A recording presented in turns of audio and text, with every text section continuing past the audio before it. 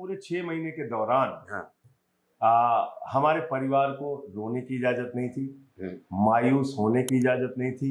मेरी बेटी मुंबई से जब आई और तब मैं ईडी की कस्टडी में था तो वो बहुत रोने लगी। उन्हें ये फिक्र है हरदम नया तर्जे जफा क्या है, उन्हें ये फिक्र है हरदम नया तर्जे जफा क्या है, हमें भी शौक है देखें सितम की इंतहा क्या है। क्या बात है, क्या बात। हमें भी शौक है देखें सितम की इंतहा क्या है। नमस्कार, स्वागत है आपका न्यूज लॉन्चर पर। मैं हूं अशोक वानखड़े। आम आदमी पार्टी की दिक्कतें कम होती दिखाई नहीं दे रही है। अरविंद केजरीवाल जी का जो हाईकोर्ट ने रुख अपनाया वो तो एक्सपेक्टेड था ही, क्योंकि अब हाईकोर्ट से ज्यादा उम्मीद लोगों को वैसे भी नहीं है। जो कुछ भी होगा सर्वोच्च न्यायालय में होगा। इसी के बीच उनके कैबिनेट का एक मंत्री ये बोल के इस्तीफा देता है कि वो भ्रष्टाचार के खिलाफ है और दलितों के साथ अन्याय हो रहा है। इसी मंत्री के 12 घंटे पहले उसके घर ईडी पहुंचती है। ऑपरेशन कमल दिल्ली में शुरू हुआ, लेकिन एक तरफ लगातार ED, CBI, income tax, Modi की सरकार पूर्ण रूप से आम आदमी पार्टी को खत्म करने में लगी हुई है। दूसरी तरफ अरविंद केजरीवाल जेल में होने के बावजूद ये पार्टी पूरी तरह से टक्कर देने में अपने आप को सक्षम बताती है। कौन है इसके सेनापति, कौन है इसके सिपाहसालार? आम आदमी पार्टी ये एक आंदोलन से उभरी हुई पार्टी है। यहाँ हर आदमी कार्यकर्ता है और हर आदमी सेनानी। ऐसे एक आदमी से हम बात करने जा रहे हैं। 6 महीने पहले, मैंने 6 महीने तक वो जेल भोग चुके हैं। उनका जेल जाना क्यों, ये उन्हें तो समझ ही नहीं आ रहा है, सुप्रीम कोर्ट को भी समझ में नहीं आया और ईडी बताने में सक्षम ही नहीं थी कि संजय सिंह को उन्होंने जेल में क्यों डाला। अल्टीमेटली ईडी को लिटरली धमकाया गया। सर्वोच्च न्यायालय ने कहा कि यदि आप बोलेंगे नहीं तो हम बेल दे देंगे, आपको बोलना होगा कि बेल दे दीजिए। यदि हमने अपने लेवल पे बेल दे के कोई स्ट्रिक्चर पास कर लिए तो ईडी के लिए आगे बहुत तकलीफ होगी। ईडी डरी, उन्होंने संजय सिंह के बेल के लिए परमिशन दे दी कि हमें कोई ऑब्जेक्शन नहीं। संजय सिंह बाहर आए, लेकिन जो आवाज राज्यसभा में दहाड़ती थी, जो आवाज उत्तर प्रदेश से लेकर तमिलनाडु तक और जम्मू कश्मीर से लेकर महाराष्ट्र के मुंबई तक दहाड़ती थी, वो आवाज जरा भी कम नहीं हुई। मानो 6 महीने में उनको ऐसा रियाज हुआ कि वो डबल बूस्टर के साथ बाहर आए और लगातार अपने पार्टी को डिफेंड कर रहे हैं। आज हम उन्हीं संजय सिंह से बात कर रहे हैं। ये पहले एक नेता हो के दूसरे नेता जिससे मैं इंटरव्यू कर रहा हूं, जो जेल में रह के आए हैं ईडी के प्रकोप से। पहला नाम अनिल देशमुख, दूसरा संजय सिंह। संजय भाई प्रणाम। नमस्कार आपके दर्शकों को नमस्कार। संजय भाई, आप जेल क्यों? मुझे अपने केस के बारे में बोलने की इजाजत नहीं है। अच्छा, मैं ये पूछ रहा हूं कि क्या शराब घोटाला क्या है ये भी नहीं बता पाओगे आप? हाँ, वो बता दें। तो मुझे बता दीजिए, क्योंकि शराब घोटाला ये एक ऐसा एक घोटाला बताया जा रहा है कि मानो पूरा देश बिक गया हो। एकदम मैं बता रहा हूँ। शराब घोटाला दिल्ली के अंदर भारतीय जनता पार्टी ने किया है और मेरा ये सीधा प्रमाण के साथ कहना है कि आज मैंने कहा भी कि सारे लोग अब कैंपेन ये चलाइए कि कमल छाप दारू घोटाला ये हुआ है। और ये घोटाला हुआ है ईडी की जांच के बाद। एक व्यक्ति शरद रेड्डी जो ईडी की कस्टडी में है, अशोक भाई आप मुझे बताइए कि 10 नवंबर को शरद रेड्डी को अरेस्ट किया जाता है, 15 नवंबर को 5 करोड़ रुपए बीजेपी को देता है और कुल मिलाकर गिरफ्तारी से लेकर रिहाई तक 55 करोड़ रुपए देता है। गिरफ्तारी से पहले उसने 5 करोड़ दिए, 60 करोड़ रुपए उस व्यक्ति से लिया जाता है जिसको किंग पिन ईडी ने कहा, संजय सिंह ने नहीं। किंग पिन उसको ईडी ने कहा कि ये मुख्य घोटालेबाज है। क्या 55 करोड़ रुपए की राशि प्रधानमंत्री नरेंद्र मोदी की जानकारी के बगैर बीजेपी में चली गई? क्या 55 करोड़ की राशि अमित शाह और जेपी नड्डा की जानकारी के बगैर चली गई उनकी पार्टी के खाते में? क्या ऐसे सब कुछ हो गया? इस पर कोई सहज रूप से यकीन करेगा? और सब कुछ छोड़ दीजिए, एक घोटालेबाज को आप पकड़ रहे हैं, मनीष सिसोदिया के तो आपने खाते सीज किए। एक मुख्य घोटालेबाज को आपने पकड़ा, उसका बैंक अकाउंट क्यों नहीं सीज किया? उसने अपने बैंक अकाउंट से बीजेपी को पैसा ट्रांसफर कैसे कर दिया? ये सवाल तो जायज बनता है ना। तो मनी ट्रेल साफ है, अभियुक्त तो आरोपी कौन है साफ है, उसी को आपने मुख्य घोटालेबाज बताया था, उसी ने बीजेपी को चंदा दिया, उसी से आपने केजरीवाल के खिलाफ अंतिम बयान लिया, 6 महीने के अंदर 12 बयान लिया, अंतिम बयान लेने के बाद उसको बेल दे दी। तो ये समझ में नहीं आ रहा है लोगों को। केजरीवाल पे आरोप क्या है? 162 गवाह है ईडी के, 162। आपके दर्शकों को पता होना चाहिए इस केस में क्या हो रहा है, ईडी सीबीआई क्या कर रही है, मजाक कैसे हो रहा है जांच एजेंसियों का। आपको भी लग जाएगा कि कितने दिनों में जांच पूरी होगी। 162 गवाह ईडी के, 294 गवाह सीबीआई के, 456 गवाहों में से मात्र 4 लोगों ने अरविंद केजरीवाल का नाम लिया। और किन परिस्थितियों में लिया? 16 सितंबर को मंगुंटा रेड्डी के घर ईडी का छापा पड़ता है, 10 फरवरी को उसके बेटे राघव रेड्डी को गिरफ्तार कर लिया जाता है, और 16 जुलाई को केजरीवाल के खिलाफ बोलता है, 18 जुलाई को उसको जमानत मिल जाती है। इस दौरान बाप और बेटे मिलकर कुल मिलाकर 10 स्टेटमेंट देते हैं। 8 स्टेटमेंट ईडी छुपा लेती है, अंतिम के 2 स्टेटमेंट रिकॉर्ड पे लगाती है। आप बताइए, जब कोर्ट के सामने आप पूरा तथ्य रखेंगे ही नहीं तो कोर्ट को कैसे पता चलेगा कि भाई सच क्या है? ईडी का दफ्तर कोई म्यूजियम है, कोई रद्दी की टोकरी है, कागज इकट्ठा कर रहे हो वहां पे? भाई मान लीजिए किसी के खिलाफ, संजय सिंह हो, अशोक वानखड़े हो, अरविंद केजरीवाल हो, किसी के खिलाफ जांच एजेंसी ने कोई साक्ष्य रखा तो कोर्ट के लिए रखा है ना, अपने दफ्तर में क्यों छिपाया आपने? और सेक्शन 50 पीएमएलए, अशोक भाई आप तो जानते होंगे कि उसमें कोई व्यक्ति झूठा बयान दे ही नहीं सकता। हमें बताया जाता है कि इसमें आप झूठा बयान बिल्कुल नहीं दे सकते वरना आपके खिलाफ कार्रवाई होगी। तो या तो पहले के 8 बयान उसके झूठे थे तो कार्रवाई होनी चाहिए थी, अंतिम बयान सच था, या अंतिम का बयान झूठा है, पहले के 8 बयान सच है तो भी कार्रवाई उसके खिलाफ झूठा बयान देने की होनी चाहिए। या मैं पूछूंगा, जो हाईकोर्ट के जज की टिप्पणी थी कि जो ईडी ने हमको बताया उससे घोटाला हुआ ऐसा लगता है, तो ईडी ने ऐसा क्या बताया जैसा उनको लगता है कि घोटाला हुआ? मात्र स्टेटमेंट है या और कुछ है? रिकवरी कहाँ है मुझे बताइए ना। 1 रुपए क्या केजरीवाल के घर से रिकवरी हुई? नहीं, वो तो ये कह रहे, वो तो ये कह रहे कि ये कैश था और कैश वेंडर को दे दिया, तो उसमें कोई हिसाब किताब ही नहीं है। अरे तो भाई आपने एक काल्पनिक घोटाला तैयार किया ना, यहाँ तो साफ साफ मनी ट्रेल दिख रहा है, कहीं आपको खोजना ही नहीं। 60 करोड़ रुपए बीजेपी के खाते में गए हैं, इधर उधर नहीं। प्यार उनका चोरी चुपके नहीं हुआ, खुलेआम दिलदारी से प्यार हुआ है उनका, मोहब्बत किंग पिन के साथ, शराब के मुख्य घोटालेबाज के साथ। किसका हुआ? कमल छाप दारू घोटाला वालों का पैसा लिया उन्होंने। मैं ओरिजिनल पॉइंट पे आता हूँ। हाँ। क्या नई एक्साइज पॉलिसी घोटाला था? कौन सी? ये जो नई जिस एक्साइज पॉलिसी के तहत एकदम घोटाला नहीं था। हाँ। और अशोक भाई, अगर वो पॉलिसी यहाँ पर लागू होती तो दिल्ली का रेवेन्यू कलेक्शन भी बढ़ता, और जिस तरह से प्रोपेगेंडा करके शराब के ठेके बंद कराए गए, यानी कि पिछली पॉलिसी में जितने ठेके थे उतने ही ठेके इस पॉलिसी में थे, लेकिन रेवेन्यू कलेक्शन, क्योंकि लाइसेंस फीस हमने बढ़ाई थी, रेवेन्यू कलेक्शन सरकार का बढ़ता, लेकिन ये पॉलिसी जमीन पे ठीक से उतरने ही नहीं दी गई, जिसके कारण से हमें पॉलिसी वापस लेनी पड़ी। नहीं तो आप कहते हैं पॉलिसी क्यों वापस लिया? हाँ। आपने पंजाब में यही पॉलिसी है, वहां आप देखिए, वहां पे एक्साइज का रेवेन्यू बढ़ा है, लेकिन ऐसा दुष्प्रचार करके आपने झूठा मुकदमा केजरीवाल जी के खिलाफ बनाया। आपका मकसद ही गिरफ्तार करना था। लेकिन क्या एक किसी दारू के व्यापारी से आम आदमी पार्टी को चंदा मिला था? आप नाम बताइए ना किससे मिला? नहीं, जो जिस चेक की बात होती है, जो आरोप आप पे लगे थे कि आप चेक लेके मनीष सिसोदिया के पास गए, मनीष अब मैं अपने केस में फिर नहीं बोल सकता, ये मुसीबत है। मैं ये चाहूंगा कि आप कृपा करके जब भी ये आप अपना प्रोग्राम दिखाइए तो माननीय सर्वोच्च न्यायालय के जो टिप्पणियां हैं वो सार्वजनिक हैं, वो वीडियो भी सार्वजनिक है, वो छिपा नहीं है, वही दिखा दीजिएगा अपने दर्शकों को, क्योंकि मुझे कोर्ट ने प्रतिबंधित किया है, वरना तो आप जानते हैं कि मैं एक एक चीज अपने केस के बारे में भी बोल सकता था। एक आम जनता, आप मनीष सिसोदिया के बारे में या कुछ भी केस के बारे में बाकी पूछिएगा, उस पर रोक नहीं है, मैं बोलूंगा। लेकिन एक इशू ये भी आता है कि केजरीवाल से इतना डर क्यों? हाँ, ये आपने बहुत अच्छा सवाल किया।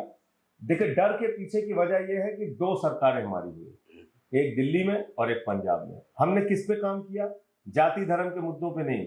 हमने कहा बिजली, पानी, education, health, per capita income, महंगाई की कमी कैसे हम कर सकते हैं। आज दिल्ली पर कैपिटा इनकम में सबसे आगे है, यानी लोगों की आय हमने बढ़ाई, एजुकेशन का स्तर हमने बढ़ाया, स्वास्थ्य का स्तर हमने बढ़ाया, महिलाओं को बस की फ्री यात्रा दी, बुजुर्गों की फ्री तीर्थ यात्रा दी, बिजली फ्री दिया, पानी फ्री दिया। तो ये सारी चीजें हमने दिल्ली के अंदर करके दिखाई।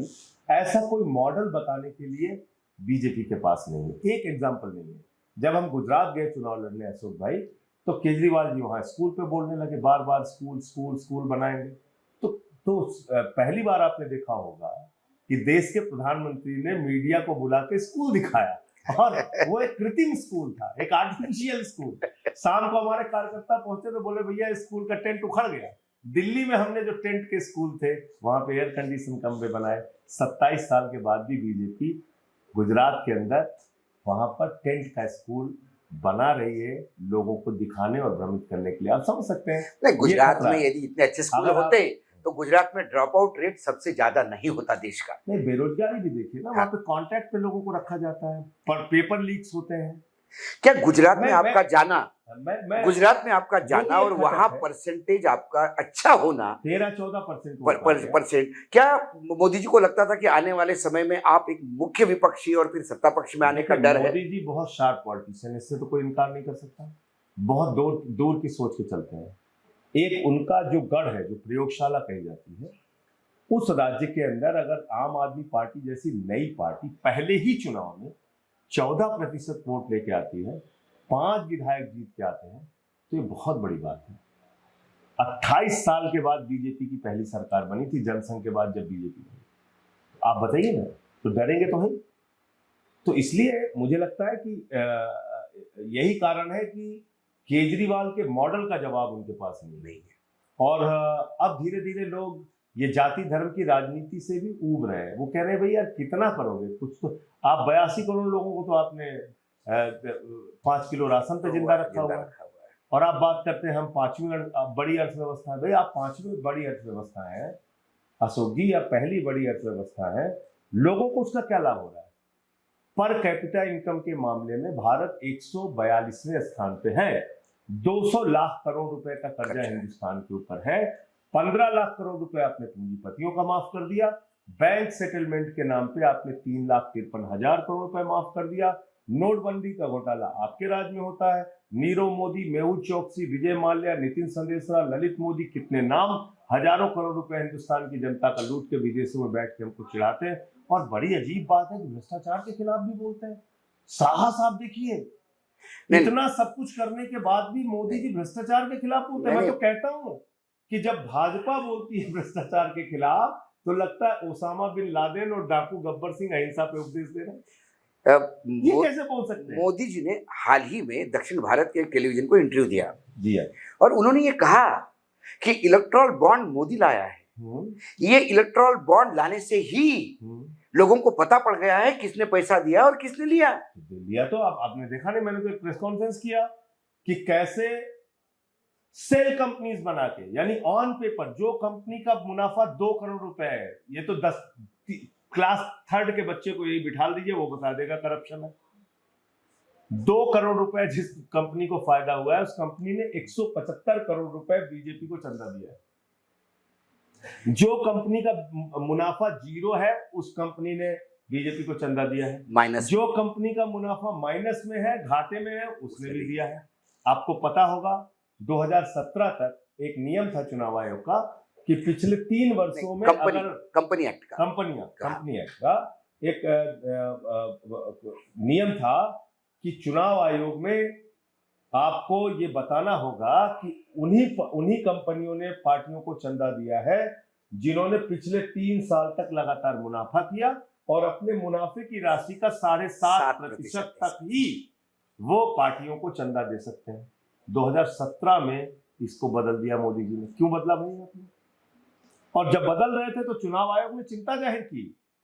उस समय की न्यूज क्लिपिंग्स निकाल लीजिएगा। चुनाव आयोग ने कहा कि भाई इससे सेल कंपनियां, फर्जी कंपनियां बनेंगी और उनका मकसद सिर्फ पार्टियों को चंदा देने का होगा, ब्लैक मनी आएगी चुनाव में, इसलिए आप ये बदलाव मत कीजिए कानून के अंदर। लेकिन उन्होंने किया। अब हम थोड़ा दिल्ली पे आते हैं। दिल्ली में जो 7 सीटें हैं, पिछले चुनाव का यदि रिकॉर्ड देखा हमने तो सब 50% में बीजेपी जीती थी। तो क्या इंडिया गठबंधन बनने के बाद आपको लगता है कि आप वो 50% को भेद पाएंगे? देखिए, मैं एक बात ये कह रहा हूं कि 10 वर्षों में आपने क्या उपलब्धि हासिल की, ये तो बताना पड़ेगा ना। कहीं कहीं आपने क्या 20 करोड़ नौकरियां देश के लोगों को दे दी? आपको 10 साल हो गए, 2 करोड़ हर साल देने वाले थे। 15 लाख सबके खाते में आ गया। काला धन आ गया क्या हिंदुस्तान में? हिंडनबर्ग की रिपोर्ट में जो कुछ हुआ उसकी जांच भी हुई क्या ठीक से? नहीं तो रामलला का मंदिर बन गया, नहीं, रामलला 370 उसमें अबलिश आपकी हुई। क्या उपलब्धि है? तू कौन, मैं खामखा? सुप्रीम कोर्ट के आदेश पे राम मंदिर बनता है। उस राम मंदिर के निर्माण के नाम पे भाजपा वाले वहां चंदा चोरी करते हैं। मैंने उसका फैक्ट सामने रखा था। और आप राम मंदिर के नाम पे पॉलिटिक्स कर रहे हैं। अशोक वानखेड़े जी को कार्ड बाद में आप देते हैं, खबर पहले चलवाते हैं। ये देखो वानखेड़े जी को हमने कार्ड दिया, ये पता नहीं आएंगे कि नहीं आएंगे। भाई आप कौन है? आप गेटकीपर है क्या राम मंदिर के? आप क्यों कौन है? मैं सुल्तानपुर का रहने वाला हूँ। अयोध्या हमारे यहाँ से 60 किलोमीटर है। पता नहीं कितनी बार हनुमानगढ़ी गए हम लोग, पता नहीं कितने बार रामलला के दर्शन करने गए। इसमें आप कौन होते हैं लोगों की आस्था को चेक करने वाले? भाई हिंदू धर्म क्या है? हिंदू धर्म क्या है? हर पूजा को खत्म करने के बाद हम कहते हैं धर्म की जय हो, अधर्म का नाश हो, प्राणियों में सद्भावना हो, विश्व का कल्याण हो। यह है हिंदू धर्म। आप कौन सा हिंदू धर्म में सिखा रहे हो? नफरत फैलाने वाला। प्रभु श्री राम का यह धर्म है। रामचरितमानस की चौपाई है, सब नर करहि परस्पर प्रीति। सेबरी का जूठे बेर खाने वाले राम का चरित्र है। वो मर्यादा पुरुषोत्तम भगवान श्री राम। आप लोगों को टेस्ट करते फिर रहे हैं, कार्ड बाद में देते हैं, खबरें पहले चलवाते हैं पूरे समय। मैं तो उस समय जेल में था, खबरें देखता रहता था। अपमानित। अशोक वानखेड़े जी आज एक मंदिर का निर्माण करवाएं, आएंगे मोदी जी? उसमें आएंगे आपके निर्माण कराने में? आएंगे जितने मिनिस्टर और बीजेपी के सांसद हैं? भाई आप कौन होते हैं लोगों की आस्था को चेक करने वाले? ये जो इन्होंने खेल किया पिछले दिनों, और देखिए ये बहुत खतरनाक बात है। और मैंने उस समय भी कहा था और पूरी जिम्मेदारी से इस बात को कह रहा हूं कि तत्कालीन राष्ट्रपति श्री रामनाथ कोविंद जी को शिलान्यास के मौके पर ना बुलाना क्या संकेत देता है? कि आज भी बीजेपी के मन में भेदभाव की राजनीति है।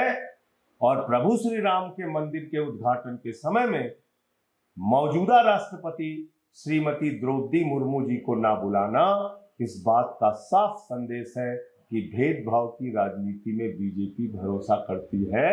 जब उत्तर प्रदेश के राज्यपाल वहां पे मौजूद रह सकती हैं, मुख्यमंत्री मौजूद रह सकते हैं, देश के प्रधानमंत्री मौजूद हैं, तो राष्ट्रपति क्यों नहीं है? इसका जवाब आप मुझे दे दीजिए।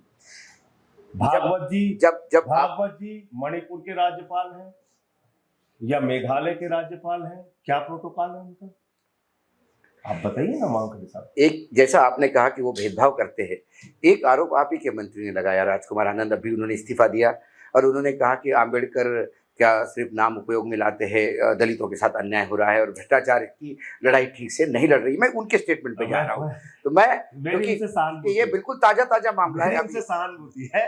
23 घंटे उनके यहाँ छापेमारी हुई ईडी की। हाँ। और 12 तारीख का एक नोटिस उनको और ईडी का मिला था, जो हाँ। उनके करीबी लोगों ने बताया। और कई बार लोग दबाव में आ जाते हैं। तो जहां तक दिल्ली की सरकार का सवाल है, केजरीवाल की सरकार हिंदुस्तान की पहली सरकार है आजादी के बाद जिसने कहा कि अपने पाठ्यक्रम में हम बाबा साहब का संविधान पढ़ाएंगे, जिसने कहा हम बाबा साहब के नाम पे कोचिंग की स्कीम चलाएंगे, बाबा साहब के नाम पर। जितना आज पहली पार्टी है जिसने जनरल सीट पे एक समाज के वंचित दलित तबके के व्यक्ति को टिकट दिया। बताइए ना दिल्ली के अंदर। लेकिन सवाल ये भी उठता है कि पूरे देश में एक जितने भी राजनीतिक विश्लेषक है वो हमेशा ये कहते थे कि सारे राजनीतिक दल फ्रीजाइल है, बहुत जल्दी ईडी सीबीआई के सामने कूदते हैं, पैसों के प्रलोभन में इसमें पैसा प्रलोभन में बहुत जल्दी आ जाते हैं। एक आम आदमी पार्टी है जहां कुछ भी करो अभेद किला है, जहां कभी एक ईंट भी नहीं निकल सकती। ये ऑपरेशन कमल आपके पास एक ऐसा कमजोर दुआ आपके यहाँ निकला कि एक ईडी के रेड में एक तरफ आपके उप मुख्यमंत्री पिछले 13 महीने से है, एक मंत्री उससे भी ज्यादा टाइम पे है। आपने जब सर्वोच्च न्यायालय ने कहा कुछ नहीं किया, उसके बावजूद भी 6 महीने रहे। इसको क्या हो गया कि वो इतने जल्दी टूट गए? देखिए अशोक भाई, ऐसा होता है कि कई बार लोग अपनी पारिवारिक परिस्थितियों के कारण, अपने बिजनेस व्यापार के कारण दबाव में आ जाते हैं, नहीं लड़ पाते। लेकिन क्या आज भारतीय जनता पार्टी, और अगर आपके रिपोर्टर जाएं और उनसे पूछें, क्या उनके अंदर ये कहने का साहस है कि जिस व्यक्ति पर ईडी का 23 घंटे तक छापा हुआ, जिसके खिलाफ हमने प्रेस कॉन्फ्रेंस की, उसको हम बीजेपी में शामिल नहीं करेंगे? BJP party with the difference है, न खाऊंगा न खाने दूंगा के सिद्धांत में यकीन रखती है। क्या उनका नेता आज बोलने का, क्या नड्डा जी आज ये बयान जारी कर सकते हैं कि हम राजकुमार आनंद को बीजेपी में कभी नहीं लेंगे? नहीं, उनके पास इसका जवाब भी होगा। जवाब ये होगा कि हृदय जब परिवर्तन होगा। नहीं, हृदय परिवर्तन नहीं। जी। राजकुमार आनंद पे कितने का आरोप होगा? 20-25 करोड़, 100 करोड़। ठीक है। आपके पूरे पार्टी के ऊपर ये जो शराब घोटाले में 265, 200, 300 करोड़ से ज्यादा का ठीक है। आरोप नहीं है। ठीक है। जब 70,000 करोड़ वाले उनकी गोद में बैठ सकते हैं नहीं, तो ये छोटे हैं, तो इसको लेने में इसके लिया तो क्या इतना बड़ा? तो इसलिए फिर आप बोलना बंद कर दीजिए ना। इसीलिए तो मैं कहता हूं कि भ्रष्टाचार के खिलाफ बीजेपी बोलती है तो लगता है ओसामा बिन लादेन अहिंसा पे उपदेश दे रहा है। तो ये सब नाटक मत कीजिए। आप कहिए कि आपका उद्देश्य सिर्फ पार्टियों को तोड़ना है, खुलेआम करिए, खुलेआम हम लोग फिर लड़ेंगे आपसे। ये क्यों आप आडंबर करते हैं कि साहब हम देखिए मोदी जी बढ़िया भाषण दे रहे हैं कि साहब हम भ्रष्टाचारियों के खिलाफ कार्रवाई करेंगे। मैंने तो आते ही बोला कि ये मोदी की गारंटी है, एक एक भ्रष्टाचारी को नहीं छोड़ूंगा, इस बात की गारंटी है। पूरब से लेके पश्चिम तक, उत्तर से लेके दक्षिण तक बड़े बड़े भ्रष्टाचारियों को बीजेपी में शामिल करूंगा, इसकी गारंटी है। और आप देखिए क्या कर रहे हैं वो। एक जनार्दन रेड्डी को अपनी पार्टी में ले लिया। सभी जब छगन भुजबल और अजीत पवार के बाद कुछ बचता ही नहीं। छगन भुजबल, अजीत पवार, हसन मुश्रीफ, नारायण राणे, हेमंत विश्व शर्मा, शुभेंदु अधिकारी, मुकुल राय, कितने नाम बताए? प्रकोष्ठ बनाया। तो इसलिए मैं तो पूछना चाहता हूं मोदी जी से कि भाई रामचरितमानस की कौन सी वो चौपाई है जिसको पढ़ के ये लोग तुरंत पवित्र हो जाते हैं? एक वैयक्तिक प्रश्न, आपने जब आप पत्रकारिता में थे, हमारे फील्ड में थे और फिर राजनीति में आए, एक आंदोलन के द्वारा आए, आपको कभी लगा था आपको जेल जाना पड़ेगा? देखिए, मैं जो अपनी रघु ठाकुर जी के साथ जो लोकतांत्रिक समाजवाद नाम की पत्रिका थी उसका संपादक था, तो पार्टी का मुख्य पत्र था, उसके लिए मैं काम करता था और फुल टाइमर था। तो जो भाग दौड़ करना, खबरें इकट्ठा करना, वो मेन वो होता था। लेकिन जेल से तो समाजवादी लोग कभी डरे ही नहीं। जिसके नाम के आगे समाजवादी लग गया, आपको पता ही नहीं होगा, मैंने सुल्तानपुर में अपना जमानत उठा के जेल गया हूं। एक प्रोटेस्ट में घेरा डालो डेरा डालो का प्रोटेस्ट था, मैं उस समय समाजवादी युवजन सभा का प्रदेश सचिव होता था और मैं जेल में गया, सारे साथी छूट गए जमानत पे। 2 साथियों की जमानत भरने में कोई दिक्कत हो गई, वो नहीं छूट पाए। तो हमारे वहां पे विधायक थे अनूप संडा जी, तो हम लोग बाहर तो आ गए जमानत पे। मैंने कहा यार ये बात ठीक नहीं है, ये अच्छी बात नहीं है कि हमारे 2 साथी रह गए और हम लोग बाहर आ गए, ये ठीक नहीं है। तो हम लोग गए मजिस्ट्रेट के पास, हमने कहा भाई हम अपनी जमानत उठाना चाहते हैं और जेल जाना चाहते हैं। उस मजिस्ट्रेट ने उसी हौसले और जज्बे के साथ मेरी जमानत कैंसिल करके और दोबारा जेल भेज दिया। उस समय कलेक्टर साहब जो थे, उनको जैसे ही पता चला उन्होंने गालियां देना शुरू किया अपने अधिकारियों के, अरे इन लोगों को फिर बवालियों को क्यों अंदर ले लिया, निकालो इन लोगों को। तो जेल सुपरिंटेंडेंट भागता भागता है, वो साहब अधिकारियों की बड़ी गालियां पड़ रही है कि इनको फिर से क्यों अंदर ले लिया। तो दूसरे दिन हमें बिना शर्त बिना जमानत के डीएम के कहने पे छोड़ा गया, कलेक्टर के। अब हमने कहा भाई हमारा अपराध क्या था, हमने नारे लगाए थे मजिस्ट्रेट के सामने, उनकी दफ्तर के सामने। तो हमने और अनूप संडा जी ने तय किया कि भाई वही अपराध दोबारा करना है। फिर हम अदालत, वहां मजिस्ट्रेट का जो सिटी मजिस्ट्रेट का ऑफिस होता है, यानी एडमिनिस्ट्रेशन के लोग, उसके ऑफिस के सामने गए, उतने ही नारे, जितने नारों पे हमें जेल भेजा गया था उतने नारे लगाए। उसने कहा आपको अरेस्ट नहीं करना, हम लोग अपने घर चले गए। तो हम तो ऐसे काम किए। जो हमारे नेता रघु ठाकुर जी थे, 7 साल अपनी जिंदगी का जेल में रह चुके हैं। वो इमरजेंसी में जेल में रहे, उसके बाद जेल में रहे। तो जेल से कभी मतलब ये भय नहीं था कि भाई जेल में जाएंगे तो इससे बड़ा कहीं कमजोर होना है, बल्कि ये फायदा हुआ हमारा। ये तो वो संघर्ष की जेल थी जी, भ्रष्टाचार के आरोप में जेल, वो जरूर तकलीफ होती थी। ये बात आपकी ठीक है, ये बात जरूर है कि इस बात की जरूर पीड़ा होती थी कि जीवन में कभी कोई ऐसा गलत काम नहीं किया। जब आपके ऊपर इंक्वायरी के लिए घर पे रेड हुई तो क्या मैं उसके बारे में नहीं अच्छा, आप इसके बारे में बोल सकते हैं। ये तो बता आपने सकते हो कि कैसे- परिवार परिवार हमारा पूरे 6 महीने के दौरान हाँ। हमारे परिवार को रोने की इजाजत नहीं थी, मायूस होने की इजाजत नहीं थी। मेरी बेटी मुंबई से जब आई और तब मैं ईडी की कस्टडी में था, तो वो बहुत रोने लगी। उसका एक अलग तरह का जुड़ाव है,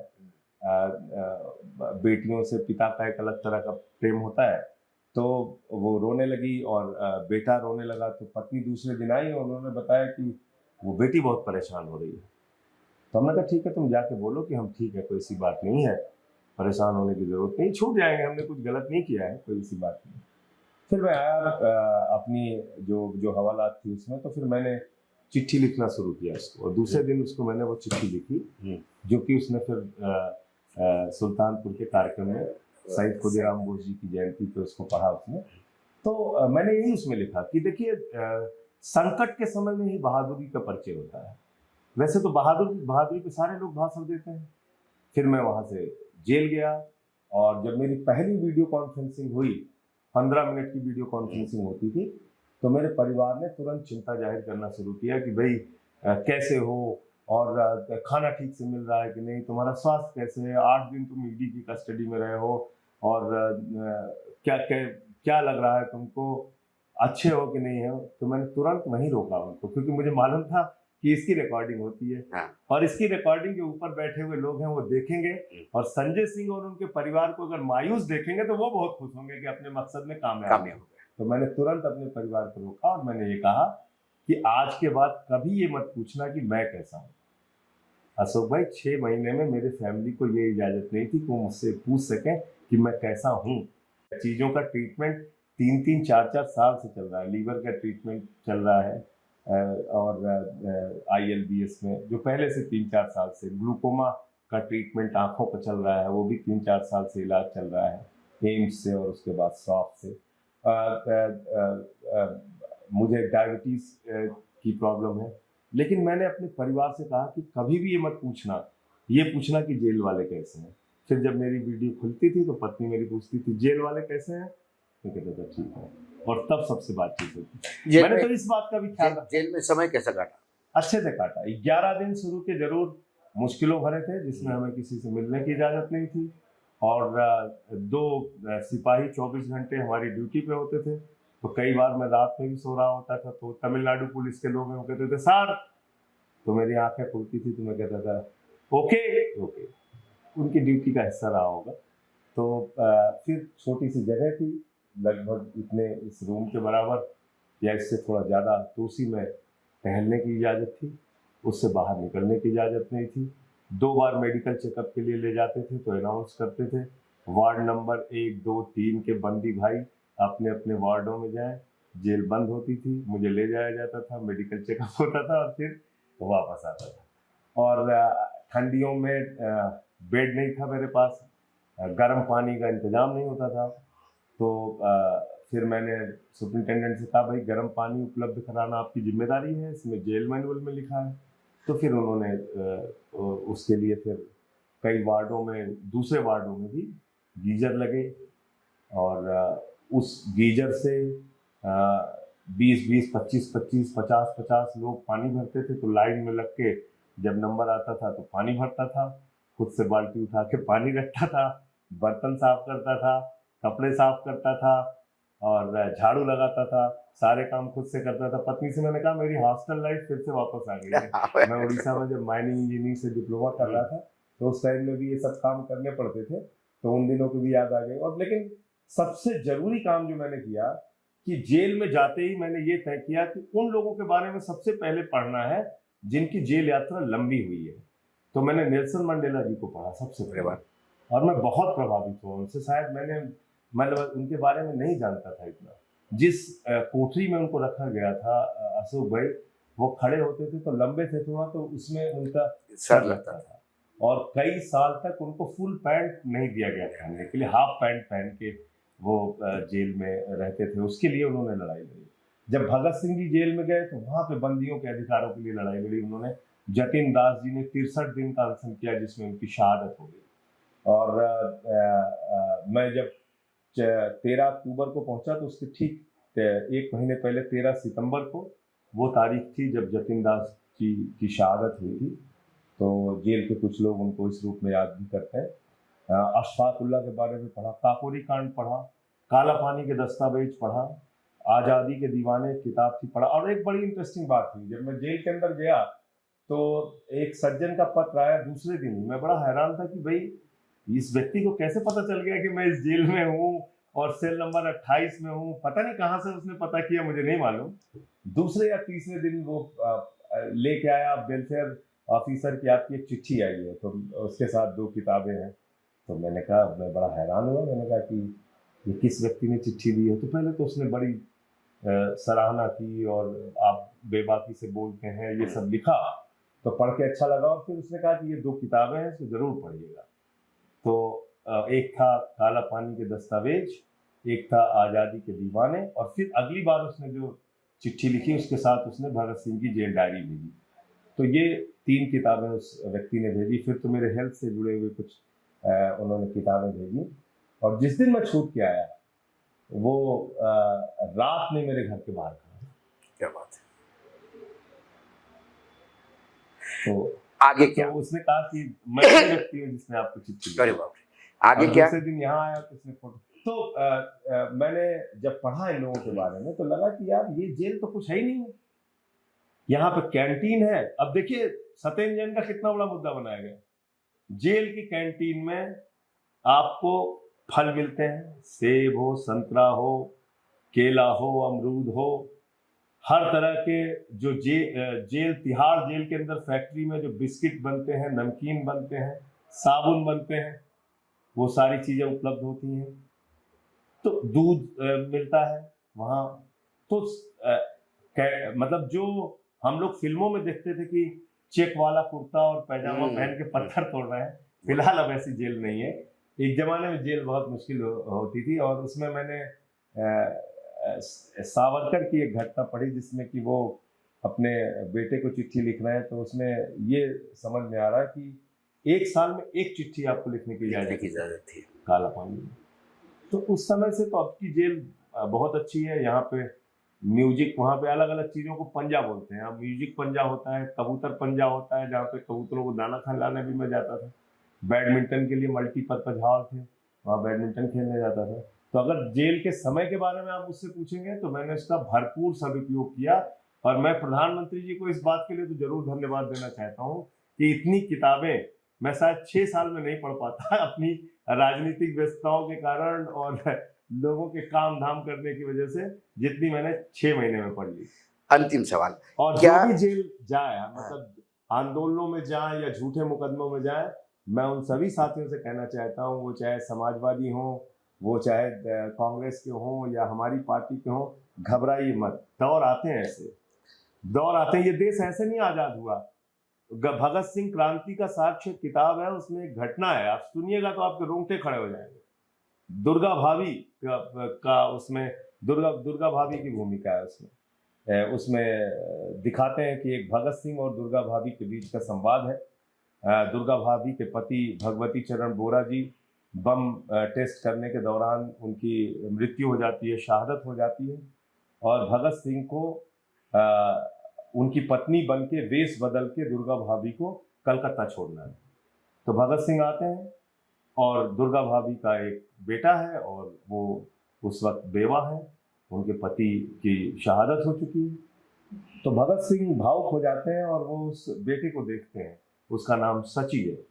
तो उस बेटे को देखते हैं और कहते हैं कि भाभी ये बहुत रिस्क का काम, बल्कि एक पत्र उन्होंने लिखा भगत सिंह ने दुर्गा भाभी को, उसमें लिखा है कि उसमें कई जगहों पे स्याही के ऊपर आंसू गिरे हुए हैं। तो भगत सिंह ने रोते हुए चिट्ठी वो लिखी और संवाद में ये बात है कि वो कहते हैं दुर्गा भाभी से कि भाभी ये बहुत ही जोखिम भरा काम है कि आप मुझे कलकत्ता तक छोड़ने चल रही हैं और इसमें आपकी मृत्यु भी हो सकती है।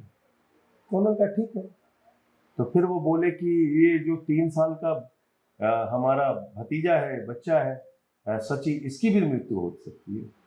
तो दुर्गा भाभी ने जो पलट के उनको जवाब दिया, तो दुर्गा भाभी ने कहा कि भगत सिंह तू भी तो किसी का बेटा है, ऐसे लोगों ने इस देश को आजाद कराया है।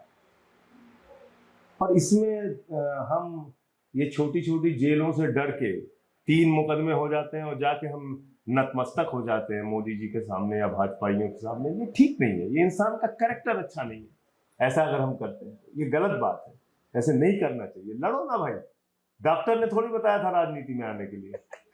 भाई आपने कुर्ता पजामा पहन लिया, राजनीति में आ गए, कार्यकर्ता आपकी जिंदाबाद लगाते हैं तब तो बहुत अच्छा लगता है, माला पहनाते हैं तो बहुत अच्छा लगता है, जेल जाना होता है तो आप रोने लगेंगे, जाके शामिल हो जाएंगे। 14 पूर्व मुख्यमंत्री कांग्रेस के जा चुके हैं बीजेपी में।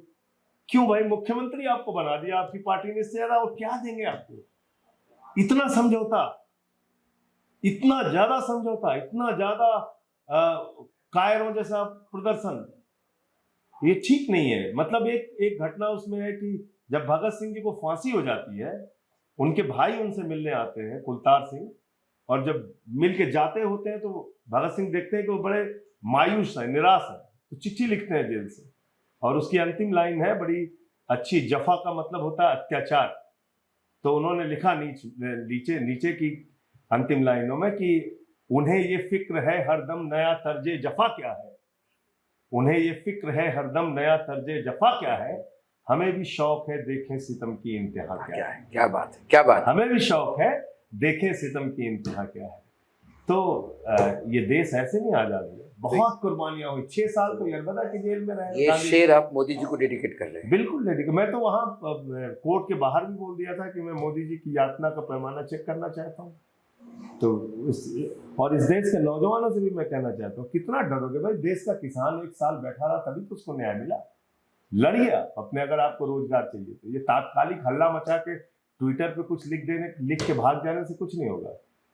आगे क्या, आगे आम आदमी पार्टी क्या करेगी अब? देखिए, अभी तो पूरा फोकस चुनाव पे है और 23 सीटों पे हम लोग लड़ रहे हैं, और बाकी जो सीटें हैं जहाँ पे इंडिया गठबंधन चुनाव लड़ेगी वहाँ पे जाके प्रचार करेंगे, और लोगों से एक ही बात के लिए अपील करेंगे कि आपको खुद से अपना मूल्यांकन करना है कि देश किस चुनौतियों से गुजर रहा है, किन परिस्थितियों से गुजर रहा है। चंद पूंजीपतियों के लिए देश की सारी अर्थव्यवस्था है, सारा पैसा है, सारा तंत्र है, और आपको सिर्फ 5 किलो राशन पे जिंदा रखा जा रहा है।